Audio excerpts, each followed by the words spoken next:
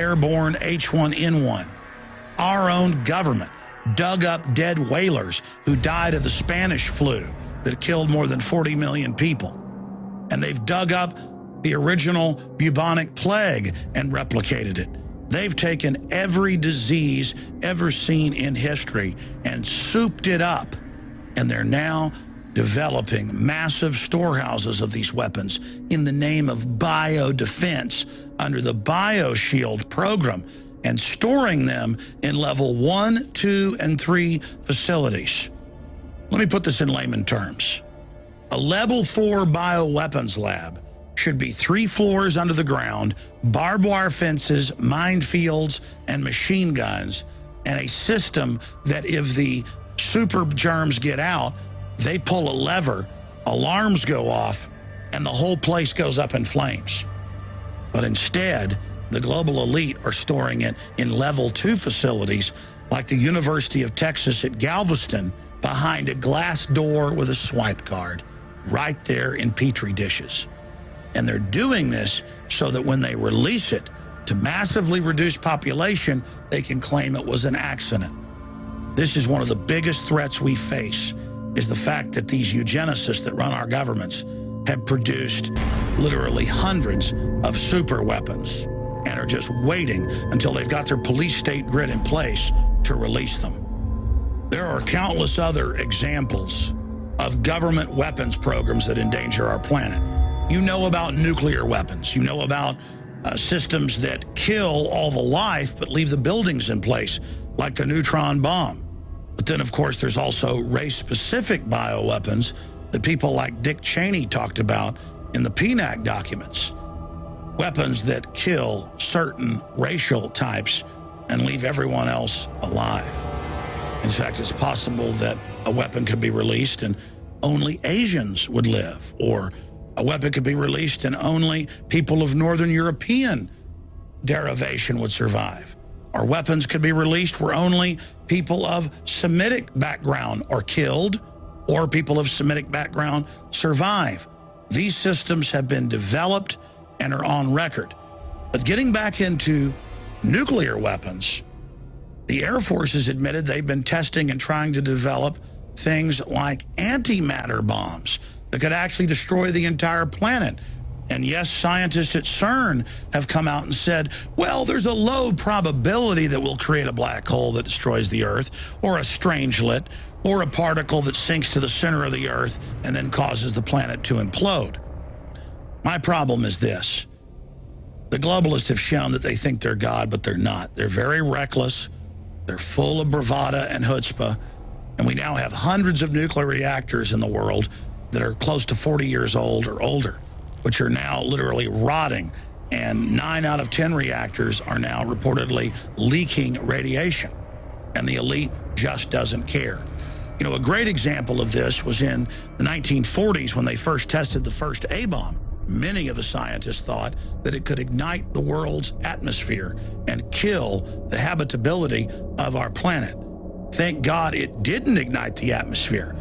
But the point is, they still went ahead with the test in their search for godlike powers. Now I am become death, the destroyer of worlds.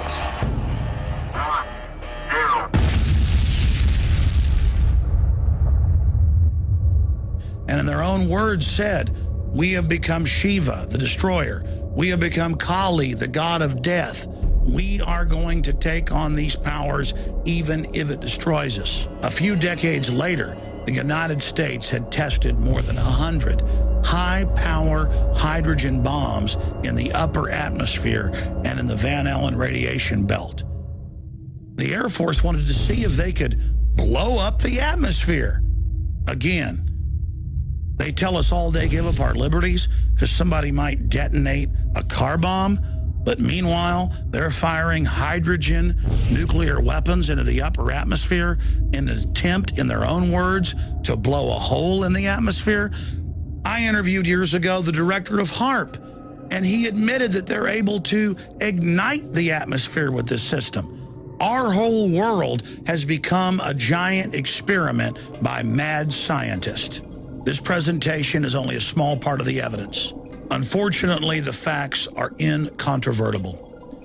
We have a group of mad scientists who believe that they are supermen in a race separate from general humanity playing God. One reason the globalists are so arrogant is that they've got advanced technology. They've been suppressing what's been doled out to the public, so they think they can control all of these systems. None of this is new.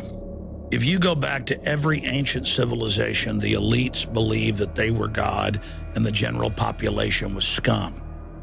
And the longer a dynasty went, the more decadent and crazy it got. The more the elites began to believe that they were infallible and God.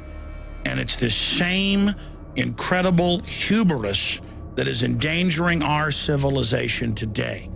You have all these elite families interbreeding with their aggressive genes, their psychopathic genes, their sociopathic genes. And then philosophers and scientists come along, like Thomas Malthus 200 and something years ago in England, and says, oh, let's bring back the plague. Let's give people diseases. Let's reduce population. And then you see every other major British scientist, and then German, Russian, US scientist since then, who's into eugenics, saying Malthus was right. Let's promote the plague. Let's kill the general public. And then you've got these inbred elites who are into all this stuff going, absolutely, let's do it. And then you find out they're putting stuff in our vaccines, our food, our water. They're engineering Trojan horse genetic traits into food that are causing organ failure and sterility. And you realize that a bunch of crazy psychos are in control. But I'll tell you what's even crazier. These psychopaths aren't even in control. They are so arrogant and think they're so invincible that they've got thousands of laboratories splicing every plant and animal you can imagine. Monkeys that have got 5 or 6 other species. Fish that have got insects in them. You name it. It's just pell-mell, helter-skelter, pedal to the metal, wild. If we don't turn this around, we face a nightmare scenario. The globalists are already trying to start World War III right now. They're funding tens of billions of dollars for 30,000 drones in the skies over America. They've got neighborhood watch groups now spying on their neighbors for their political speech.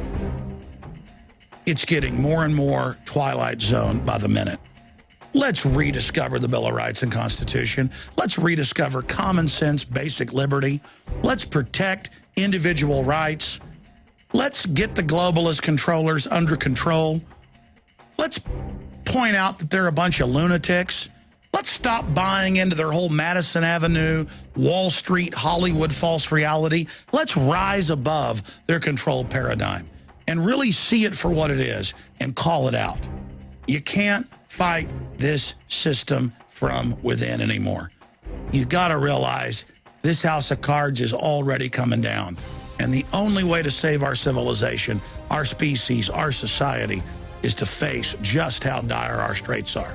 All I want is for our species to continue. All I want is prosperity for our progeny, our great-great-grandchildren, to be able to live in peace and explore space and be successful and look back on the trials and tribulations we went through as an example for the trials and tribulations they're going to face. I mean, the level of corruption and flat-out demonic evil that we're putting up with is just ridiculous.